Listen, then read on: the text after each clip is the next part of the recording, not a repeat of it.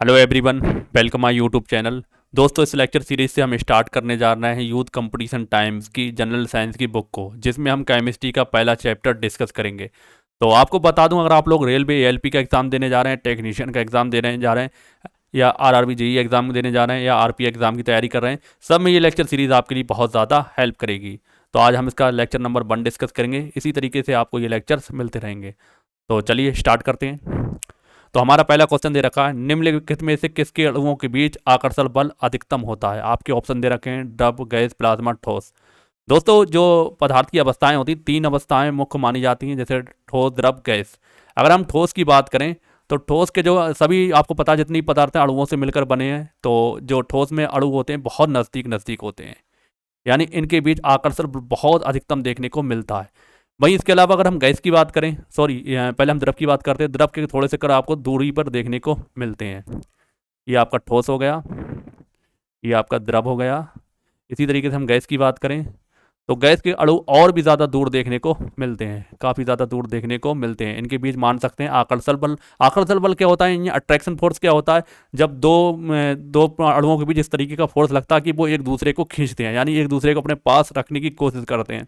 तो आप मान सकते हैं ये पास हैं, तो मान सकते हैं इनके बीच आकर्षण बल क्या होगा, अधिकतम होगा। इसमें क्या मान सकते हैं कि थोड़ा कम होगा। उसके बाद फिर किसका नंबर आ जाएगा, गैस का। तो इसमें ऑप्शन कौन सा हमारा करेक्ट हो जाएगा, इसमें हमारा ऑप्शन नंबर डी करेक्ट हो जाएगा, ठोस। चलिए अगला क्वेश्चन देखते हैं। अगला क्वेश्चन है, पदार्थ के संदर्भ में निम्न में से कौन सा कथन सही नहीं है।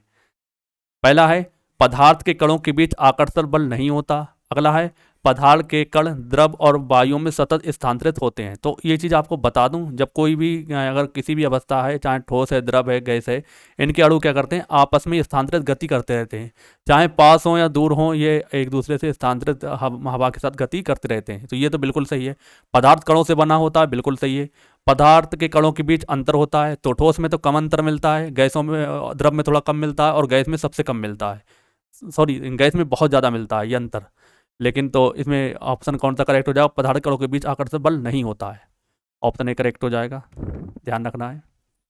अगला क्वेश्चन है, ठोस के कणों के संदर्भ में निम्न में से क्या सही है। तो पहला है, ये यादृच्छिक रूप से गतिशील होते हैं, इनके बीच बड़े अंतराल होते हैं, व्यवस्थित तरीके से विन्यासित होते हैं, उनमें न्यूनतम आकर्षण होता है। तो इसमें आपसे पूछा क्या सही है। इनके बीच बड़े अंतराल नहीं होता है, व्यवस्थित तरीके से व्यवस्थित होते हैं, बिल्कुल ये भी सही है। इनके बीच बड़े अंतराल होते हैं, क्या सही, सही है, तो व्यवस्थित तरीके से विन्यासित होते हैं। तो इसमें ऑप्शन नंबर हमारा सी करेक्ट हो जाएगा। अगला क्वेश्चन है, अभी तक वैज्ञानिकों द्वारा पदार्थ की कितनी अवस्थाएं तय की गई हैं। तो अगर आपने पुरानी बुक से पढ़ रखा होगा तो आप तुरंत इसका आंसर ऑप्शन नंबर सी देंगे, जो कि पूरी तरीके से गलत हो जाएगा। दोस्तों, कुल 5 अवस्थाएं हैं, ध्यान रखना है। सबसे पहली अवस्था है ठोस, फिर आपको द्रव, फिर गैस, फिर आपका प्लाज्मा, प्लाज्मा। उसके बाद है बोस आइंस्टीन कंडेंसेट, कंडेंसेट। तो ये कुल 5 अवस्थाएं, इन पांचों को आप ध्यान रखेंगे, एग्जाम में आपको इसमें से किसी से भी पूछ सकते हैं क्वेश्चन। तो ध्यान रखना है, ऑप्शन नंबर इसमें हमारा बी करेक्ट हो जाएगा, ना कि ऑप्शन सी। अगला क्वेश्चन है, पदार्थ की अवस्थाओं से अनुमान नहीं लगाया जा सकता। पदार्थ की अनु अवस्थाओं से, पहला है, पदार्थ की चारों अवस्थाएं आणविक अवस्था देखी जाती है, बिल्कुल सही बात है। प्लाज्मा एक तरल पदार्थ जो शरीर की सभी कोशिकाओं में मौजूद है।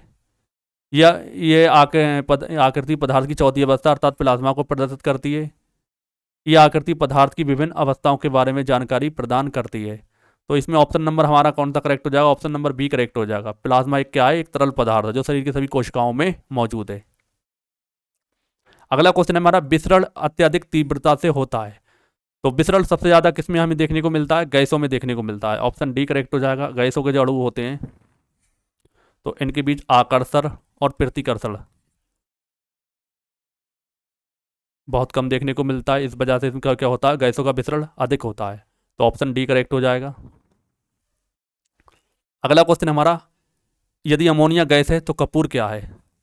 कपूर क्या है दोस्तों, कपूर एक ठोस है। ऑप्शन बी करेक्ट हो जाएगा, ध्यान रखना है आपको। अगला क्वेश्चन हमारा, निम्नलिखित में से कौन सा कथन गलत है। तो पदार्थ के कण स्थिर अवस्था में होते हैं, आपको बताना है। पदार्थ के कण बहुत छोटे होते हैं, ये तो बिल्कुल सही बात है। पदार्थ के कण एक दूसरे को आकर्षित करते हैं, ये भी सही है। पदार्थ कणों के बीच रिक्त स्थान होता है, तो कहीं कहीं देखने को मिलता है। तो पदार्थ कण क्या होते हैं? स्थिर अवस्था में। ये बिल्कुल गलत बात है, क्योंकि इस तरह ये पदार्थ के जितने भी कण होते हैं, चाहे कोई सी अवस्था हो, ठोस हो, द्रव हो, गैस हो, सब में क्या करते हैं? पदार्थ के कण आपस में गति करते रहते हैं। ऑप्शन इसमें हमारा ए करेक्ट हो जाएगा, जो कि आपको गलत बताना था। अगला क्वेश्चन है, एक शुद्ध पदार्थ है। दोस्तों इनमें शुद्ध पदार्थ कौन सा है? चीनी का घोल, दूध, वायु, ये सब क्या है? एक मिश्रण है। शुद्ध क्या होता है? जो अपने आप में बिल्कुल ही अकेला होता है। तो मीथेन क्या है? गैस है, और ये कुल मिला के एक यौगिक मान सकते हैं। तो इसमें शुद्ध पदार्थ मीथेन है। इसका फॉर्मूला क्या होता है? CH4। आप ध्यान रखना, ये दलदली क्षेत्रों में पाया जाता है। धान के खेत में ईंधन होती है, जो कह सकते हैं दलदल दलदल होती है, वहाँ पर ये पाई जाती है। इसी को हम मार्श गैस कहते हैं। क्या कहते हैं? Marsh gas. तो आपसे एग्जाम में पूछ सकते हैं मार्श गैस किसे कहते हैं? मीथेन को। ऑप्शन नंबर इसमें हमारा बी करेक्ट हो जाएगा। अगला क्वेश्चन है, मिश्रण प्रकृति में कैसे हो सकता है? तो मिश्रण कैसा होता है? समांगी भी हो सकता है, विषमांगी भी हो सकता है। समांगी और विषमांगी दोनों। तो ऑप्शन नंबर हमारा सी करेक्ट हो जाएगा। मिश्रण में समांगी और विषमांगी में क्या, अगर पूरी तरीके से जो विलय विलायक में पूरी तरीके से घुला है तो हम क्या कहेंगे? समांगी कहेंगे। विषमांगी में देखेंगे तो जो पूरी तरीके से घुल नहीं पा रहा है, या आप कह सकते हैं जो उसके कण हैं उनकी प्रॉपर्टीज या उनकी विशेषताएं अलग अलग दिख रही हैं, तो वो क्या होंगे? विषमांगी होंगे। ऑप्शन सी करेक्ट हो जाएगा। अगला क्वेश्चन है, एक मिश्र धातु किसका उदाहरण है? दोस्तों एक मिश्र धातु किसका उदाहरण होती है? तो एक कोलाइड विलयन का, कोलाइडल विलयन का क्या होता है? सॉरी, इसमें होता है ठोस विलयन का। तो आप ध्यान रखेंगे, ऑप्शन सी करेक्ट हो जाएगा। अगला क्वेश्चन है, निम्नलिखित में से कौन सा विषमांगी मिश्रण है? तो इनमें से कौन सा विषमांगी मिश्रण है? तो इसमें विषमांगी मिश्रण है दूध। ऑप्शन नंबर इसमें हमारा डी करेक्ट हो जाएगा। अगला क्वेश्चन हमारा, निम्नलिखित में से विषम की पहचान करें।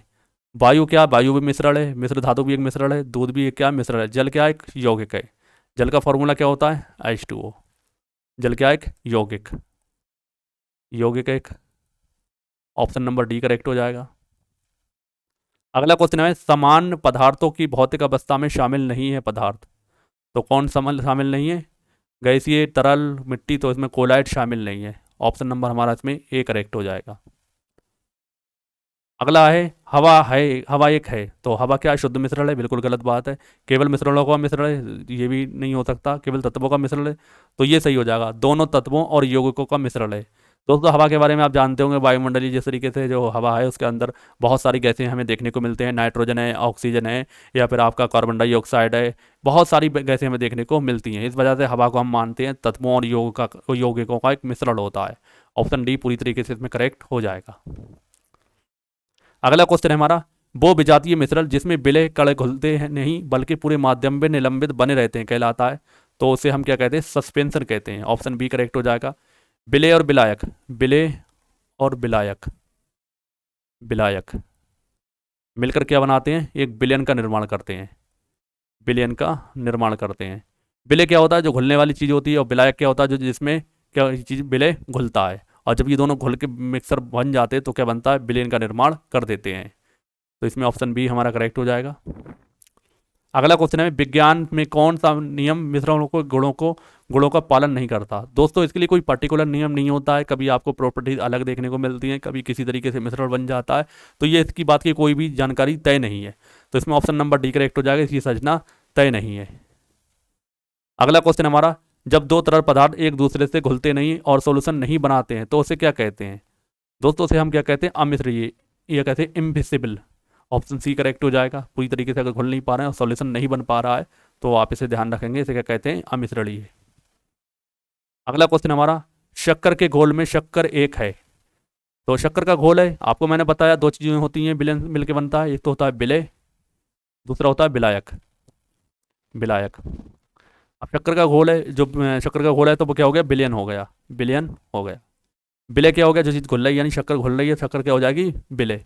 तो घुला हुआ पदार्थ क्या है? शक्कर। इसी को हम क्या कहेंगे? विलय। विलय। और जैसे पानी हो गया तो पानी में क्या वो क्या हो जाएगा? विलायक हो जाएगा। पानी क्या हो जाएगा आपका? विलायक। और जो घोल बन रहा है तो उसे हम क्या कहेंगे? विलयन। ऑप्शन नंबर इसमें हमारा बी करेक्ट हो जाएगा।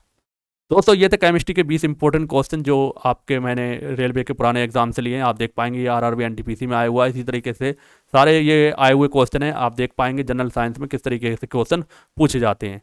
तो आज का वीडियो अगर पसंद आया है तो वीडियो को लाइक ज़रूर कर दें, और इस तरीके की सीरीज़ के लिए आप हमारे चैनल को फॉलो करें, चैनल को सब्सक्राइब करें, और इसका PDF और जैसे रिलेटेड इंपॉर्टेंट क्वेश्चन की प्रैक्टिस आप हमारे एप्लीकेशन पर कर सकते हैं, जिसका लिंक आपको डिस्क्रिप्शन बॉक्स में मिल जाएगा। इसके अलावा आप हमारे नोटिफिकेशन के लिए टेलीग्राम चैनल को ज्वाइन कर सकते हैं, उस पर भी हम इंपॉर्टेंट जानकारी प्रोवाइड कराते रहते हैं, तो उसका भी लिंक आपको डिस्क्रिप्शन बॉक्स में मिल जाएगा। तो आप इस वीडियो को जितना ज़्यादा हो सकता है शेयर करें, और चैनल को अपने दोस्तों से जोड़ने को कहें, ताकि जो आपके रेलवे की एग्ज़ाम की तैयारी अच्छे से हो पाए।